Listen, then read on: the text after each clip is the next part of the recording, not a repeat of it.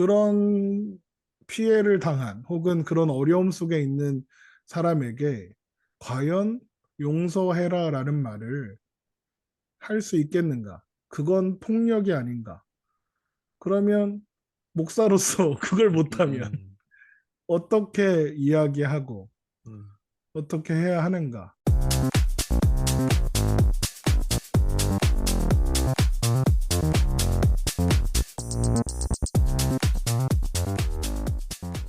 문동은은 복수를 한 건가 이 생각이 좀 드네요. 왜냐면 복수라면 이제 그 그러니까 문동은이 받고 싶었던 건 사실 사과 아닐까? 그냥 그 연진이한테 사과를 받고 내가 잘못하고 미안하다 이 얘기를 듣고 싶었던 거 아닐까? 그냥 그 연진이가 결국에 그 문동은처럼 똑같이 감옥 안에서 그 괴롭힘을 당하잖아요. 그 아나운서 해보라 그러고 웃으면서 울면서 끝나잖아요.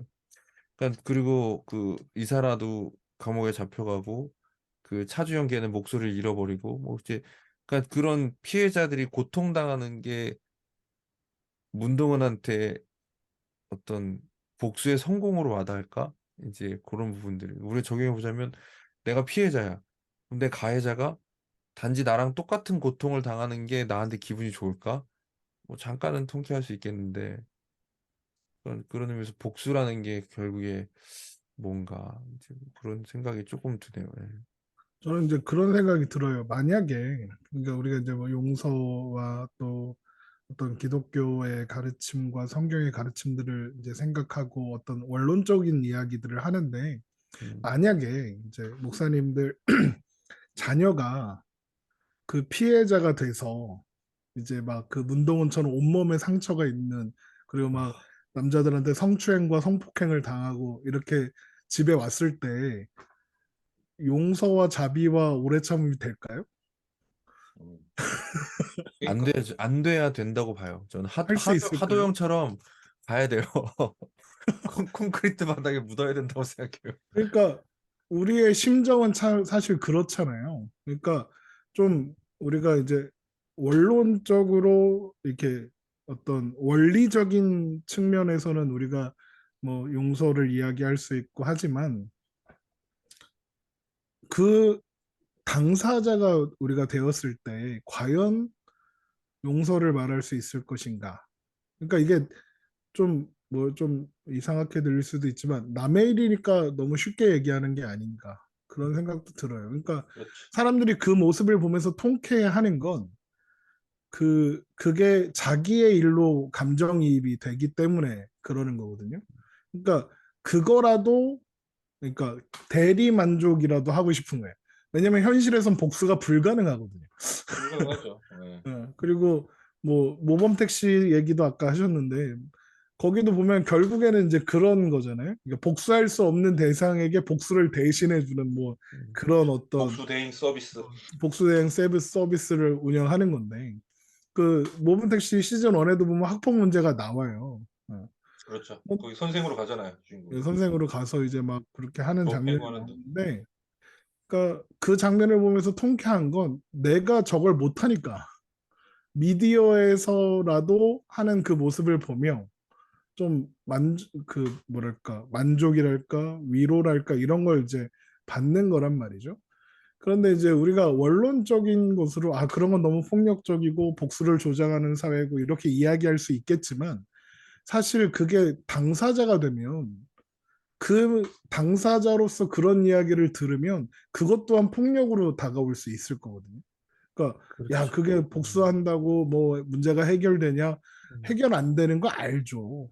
근데 아무것도 할 수 없는 무기력함 속에 있는 것보다는 복수라도 꿈꾸며 그리고 혹은 이제 복수할 수 있을 거라는 어떤 그 희망이라도 있어야 그래야 그러니까 그러니까 우리가 어렸을 때 보던 전래동화의 결론 번선징악이라도 있어야 그게 될 거라는 어떤 희망이라도 있어야 살아갈 수 있거든요. 그러니까 그런 어떤 그 고통 속에 있는 사람들한테는 그러니까 우리가 그런 피해를 당한 혹은 그런 어려움 속에 있는 사람에게 과연 용서해라라는 말을 할 수 있겠는가? 그건 폭력이 아닌가? 그러면 목사로서 그걸 못하면 음, 어떻게 이야기하고 음, 어떻게 해야 하는가? 그래서 이제 저를 돌이켜 봤을 때 저는 용서하라고 못했던 것 같아요. 근데 그거 말고는 할 말이 없으니까 그래서 제가 할 수 있는 일은 그 자기가 당한 어려움과 고통을 호소하는 아이와 그냥 같이 우는 것밖에 할 수 없었고 음, 아무것도 해결해 줄 수 없고 그리고 이제 어떤 뭐 또 그런 과정들을 통해서 무언가 해결될 거라는 기대를 하지 않아요. 그러니까 내가 목사님이 도와주면 뭐 학폭위가 열리고 그래서 제가 처벌을 받고 그래서 괴롭힘이 그치게 되고 이런 기대를 하지 않아요. 그렇게 해서 문제가 해결되지 않을 거라고 생각하거든요. 왜냐하면 학교들은 덮기에 바쁘고 그리고 그것들을 주위에서 지켜봤고 그러니까 복수라도 하고 싶고 근데 그걸 못하니까 그냥 회피하고 도망치는 게 할 수 있는 제일 최선의 방법이고 그러니까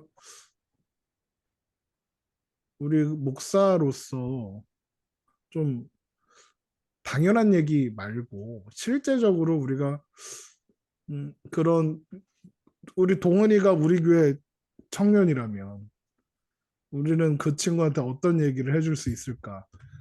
실제로 있잖아요. 저기 아프리카 선교사 음. 미국의 아, 네. 침례교회 그거 출신 영화도 나왔죠. 선교사인데 총 들고 게릴라전 지금 하는 분 있어요. 그거 영화로도 영화도 나왔을 거예요. 나왔잖아요. 영화로 나왔어요. 영화를 본 것 같아. 그분이 원래 약간 좀 노시다가 회심해가지고 집 짓는 사람 하다가 이제 집 지어준다고 아프리카 갔다가 게릴라 하시잖아요. 근데 네. 예를 들면 그 영화 이제 미션 같은 경우도 로버트 드니로가 칼을 들잖아요, 다시. 저는 그게 계속 질문이에요, 지금도. 어디까지 우리가 갈 수 있냐, 이런 고민들인데, 물론 궁극적으로 이제 최선의 길은 거기서 이제 우리 그 미가엘 신부가 로드리고 미가엘이 맞을 거야. 미카엘 신부는 미가엘 결국 이제 맞아. 거기서 죽음을 택하는데 음. 그런 질문인데 저는 제 성격상 이제 저는 막 그걸 해결을 해보려고 갖은 노력을 쓸 것 같아요. 음. 하여튼 뭐 어디까지 할 수 있나 모르겠는데 법적으로도 막 하고 투쟁을 하든지 저는 그래서 여기 보수적인 교회나 이런 쪽에서 막 교인들이 그렇게 정의를 찾기 위해서 노력하는 거 못하게 하는 거 저 싫어합니다. 저 이제 합신인데도 저희 학교도 인제 그 세월호 문제나 이런 거에서 저는 목소리 내야 된다고 보는 사람이고 그런 거는 교회가 연합해서 투쟁해야 된다고 보는 쪽에 그렇게 해야 된다고 보는 쪽이라서. 근데 이제 어디까지 할 수 있냐라는 문제는 잘 모르겠고 그런 노력이라도 해 줘야 된다고 봐요. 그런데 물론 이제 그런다고 동훈이처럼 그러니까 동훈이도 처음부터 저렇게 폭력을 쓰려고 그런 건 아니었을 거 아니에요. 그러니까 그런데 이제 용서와 사랑이라는 뭐 자비와 오래 참음, 인내 이런 측면에서 보면 그것이 과연 이제 성경적인가, 목사로서 할 수 있는 일인가라는 고민이 같이 따라가는 거죠. 제가 이제 싱클레어 퍼거슨이 인제 성도의 삶이라고 구원의 서정 해설한 책을 저희 음, 교회 교재로 쓰거든요. 싱클레어 퍼거슨이 여기 믿음과 회개 지점에서 음. 회개에서 굉장히 강하게 얘기해요. 어디까지 그 회개 얘기 제가 이렇게 쭉 보면서 고린도 후서에 나와 있는 하나님께서 뜻대로 내가 너희를 너무 강하게 푸시해 가지고 니네가 근심한다는 얘기를 들었다. 근데 하나님께서 뜻대로 주는 근심이 뭐를 이끌어내냐? 참된 회개를 이끌어낸다 그러면서 쭉 푼 거 있어요. 그거를 해설을 하는데 마지막에 뭐가 나오냐? 온전한 배상을 해야 된다 그래요. 회개의 열매로. 누군가에게 피해를 주거나 악행을 하거나 온전한 배상, 상대가 당한 상처와 상대가 받은 그 손해를 메꿔줘야 된다고. 근데 저는 그게 맞는 게 이 더 글로리가 재밌는 게 이 김윤숙 작가가 머리가 좋아. 거기 동훈이가 하는 멘트가 받은 만큼 내가 상처를 받은 만큼 걔한테서 받아와서 쌤쌤이 돼야 된다는 거잖아요. 이 그렇죠. 구약에서 저기 눈에는 눈 이해는 이해해요. 한편으로 이거를 우리가 어떻게 볼 수 있냐? 너무 심한 거 아니냐? 왜냐하면 현대 윤리는 눈에는 눈, 이에는 이라는 거를 현대 자유주의신학도 그렇지만 현대인들은 고대인들의 잘못된 걸로 보잖아요. 그리고 현대 법은 그거를 이제 가족들끼리 옛날에는 막 서로 가가지고 보복을 하는데 그거를 현대 법정에서 재판부에서 해주는 거 아니에요, 그거를 국가가. 근데 지금 그게 안 되는 상황에서 인간 사회에서 최소한이 뭐냐? 근데 나름 구약에서는 그 눈에는 눈, 이에는 이라는 게 고대 사회야 손해 하나 보면은 이제 100배로 갚아버리는데 폭력이 자행되는 걸 막기 위해서 하나님이 궁극적인 복수는 나의 것이다. 이렇게 선언하면서 네가 받은 만큼만 갚아라. 유대인들은 이제 절대적으로 말해서 이제 살 배워가고 괜시 그런 건데 저는 그걸 신약의 윤리가 배제하지 않는다고 봐요. 저는 저는 모르겠어요. 용서 막 그렇게 난 밀양 보면서도 생각 많이 했었는데 결론 거기서는 이창동 감독이야 다른 말을 하고 싶었고 이창동 감독이 말하는 용서는 기독교 윤리가 아니고 타자 윤리에서 나온다고 이제 뒤에 가서 풀었던 것 같고 저는 교회가 너무 그렇게 사랑의 원자탄 우리 손양원 목사님 그거를 음. 너무 꼬시면 안 돼. 저는 교회 성도들 사이에서도 교회에서 문제가 터지고 그러면 용서를 그냥 막 던질 게 아니고 궁극적으로 용서로 나아가기 위한 그러니까 방합되지 않고 내 마음 안에서 인간적인 연약함으로 비롯된 것부터 궁극적으로 온전한 용서로 나아가기 위한 하나님이 주신 말씀 안에서 그 일반 원총 안에서 법적인 틀 안에서 그런 절차가 이루어진다고 저는 봐요. 이제 용서를 강요하지 말아야 된다. 이제 요 부분을 너무 강조하다 보니까 어, 내가 누군가를 용서하는 자발적인 어떤 그런 용서에 대한 부분도 마치 그게 이제 뭐냐 그런 건 없는 것처럼 이제 또 표현될 수도 있을 것 같아서 실제로 뭐 용서하는 사람도 있죠.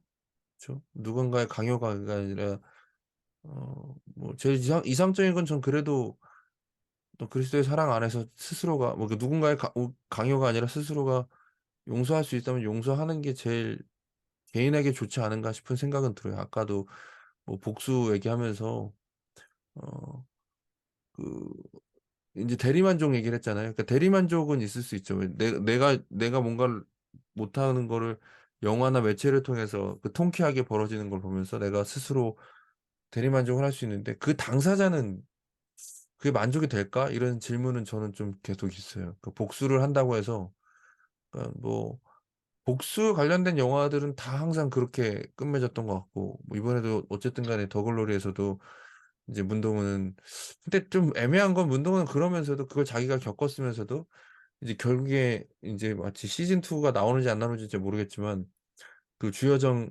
맡은 예. 거기 또 가 남자친구 가지고 예 깜빡 가서 그 가 새끼 가지고 도와주고 도와주는 걸로 하잖아요. 그러면은 어떻게 봤을 때는 자기가 겪었던 허무함을 또 겪을 수도 있게 하는 걸 수도 있는데 이제 그런 것에 있어서도 좀 뭐 의문점이 있는 것 같아서 혹시 막 "가서 복수해라." 이렇게 얘기하실 분은 없을 거 아니에요.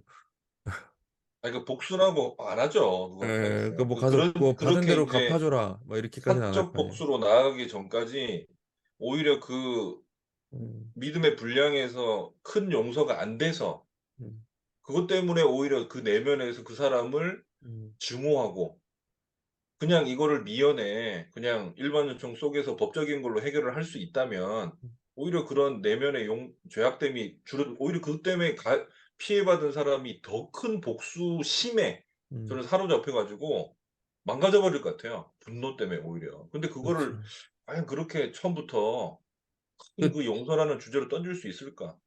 저는 지금 좀 인사이트가 좀 생겼어요. 그러니까 뭐냐면 이제 그 강도사님이 얘기하신 부분이 이제 그 무너진 정의를 바로 세우는 부분들, 그리고 또 받은 만큼 되갚아주는 그 동해보복법도 있고, 또 신약에서 줄기차게 얘기하는 건 뭐냐면 심은 만큼 거두는 그 그렇죠. 어떤 갈라디아도 예. 예, 정의가 무엇이냐라고 얘기했을 때 그 성경에서 얘기하는 정의 중에 하나는 대원칙이 심은 것을 거둔다라는 게 이제 하나님 나라의 원리이기 때문에, 그러니까 저는 만약에 그 이모상 목사님 아까 말씀하신 것 중에 하나가 뭐냐면 그 정말 그 어떤 큰 피해나 아니면 그 학폭같이 이런 부분들을 어 저는 이제 이런 부분들이 교회에 알려지고 또 교역자에게 알려지고 하면 이제 그게 제가 볼 때는 당회의 기능일 것 같아요. 당회의 기능. 아, 그래서 이게 한 개인이 그 복수의 차원으로서 접근하는 게 아니라 정말 교회가 그 성경의 원리와 그리고 또 그 성경의 원리의 근거에서 바탕으로 세워진 법의 질서에 따라서 그 만약에 동은이는 그 누구도 자신을 도와주지 않아서 혼자서 할 수밖에 없었다면 우리 교회가 그것을 이제 알게 되었을 때에는 이제 교회가 모범 택시가 되는 거죠. 그렇지. 법적인 방법으로. 근데 네네. 이제 부수진 말고. 네.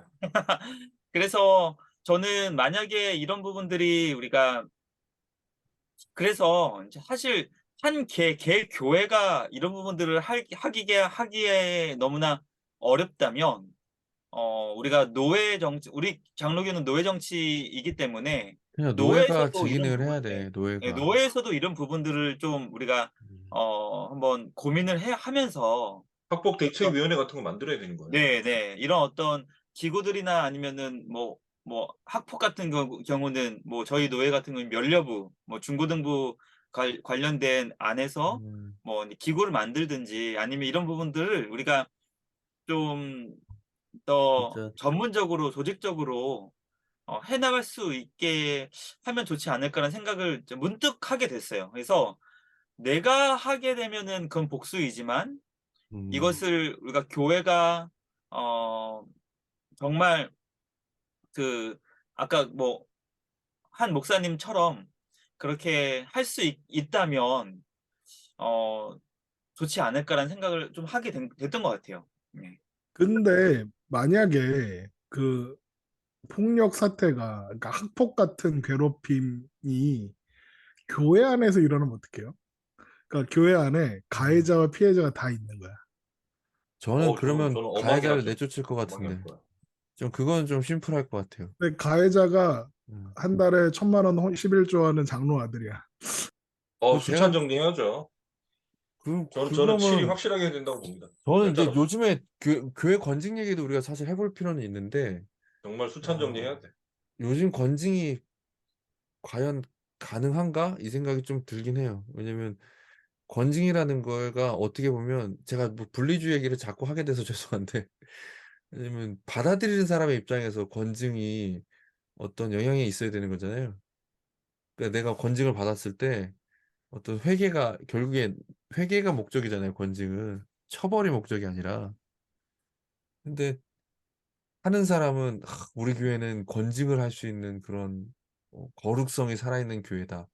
그냥 이것만 남을 수 있고, 그냥 받은 그냥 다른 사람은 교회 가면 뭐 되니까. 그냥 다른 교회 가면 되지. 그냥 이렇게 뭐 그 교회는 막 그래 그렇게 돼버릴 수 있어서 이런 권징에 대한 부분도 그렇고, 사실 아까 우리 계속 용서에 대한 얘기도 뭐 가서 대리 복수해주고 뭐 학폭위원회 하는 것도 실제적으로는 조금 어려운 점들이 굉장히 많긴 하죠. 왜냐면 내 마음은 원인데 내가 가서 지금 뭐 대신 싸워줄 수 있고, 대신 뭐 맞서줄 수 있고, 대신 뭐 이렇게 해줄 수 있는 게 되는가. 뭐 그래서 요즘 같이 고소당해서 막 결국에는 내가 도와줬던 그 피해 학생은 그냥 잘 살아가고 나만 감옥에 가 있고 이런 일들도 있거든요. 그런 것까지 내가 감당할 수 있을까? 이제 그런 여러 가지 많은 것이 생겨서